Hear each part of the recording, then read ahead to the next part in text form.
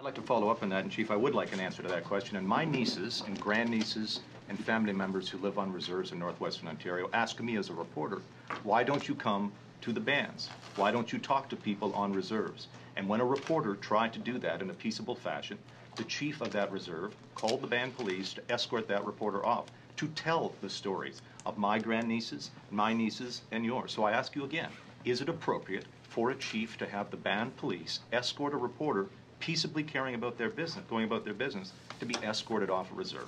What we need to do is encourage my children and your children, support them to understand that we have a legal construct in this country of denial of the fact that we are a peoples, that we have rights, that we move past the myth that Western states like Canada are based on, that somehow through the doctrine of discovery the lands were empty and open for the taking. This has been disproven. We now have the UN Declaration of the Rights of Indigenous Peoples calling for our people's right to free, prior, and informed consent, and the call to get back to a nation-to-nation relationship. In essence, what we have is a deep disconnect. We don't have a sense of trust between First Nations and especially the governments.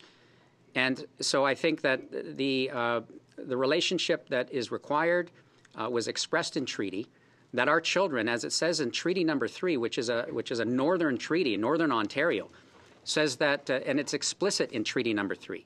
I'm not sure if you're familiar with it.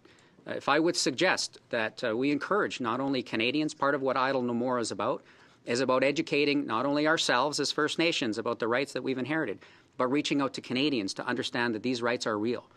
That Treaty 3 says that your children and my children, now mind you, mine are in their 20s, I don't know how old yours are, but that our children would learn about each other. And so you can imagine that that suggests a trustful relationship where we invite one another to learn about ourselves, as opposed to storming in and confronting one another about what is or isn't right or what our perspectives are or are not. The interaction that you're describing, to me, relates directly to the deep disconnect that exists in Canada. And that's why we must invest in the children that you're talking about. Why is it that our children, we have 200 communities that I know need schools right now in Canada. We know that our children are underfunded for education. We also know that our children, through the residential school system, there was an effort to take our language away. The over 50 languages in this country, for our international friends, are in jeopardy of dying. And this should be seen as a great part of the rich heritage of this country. These are the things we need to support our young people so that they can grab hands and they can recognize that they've inherited a deep, dark past of colonialism, and that we will drive the final stake in the heart of colonialism, and it will happen in this generation. So your question, it relates very well to the broad relationship challenges that we have at this moment.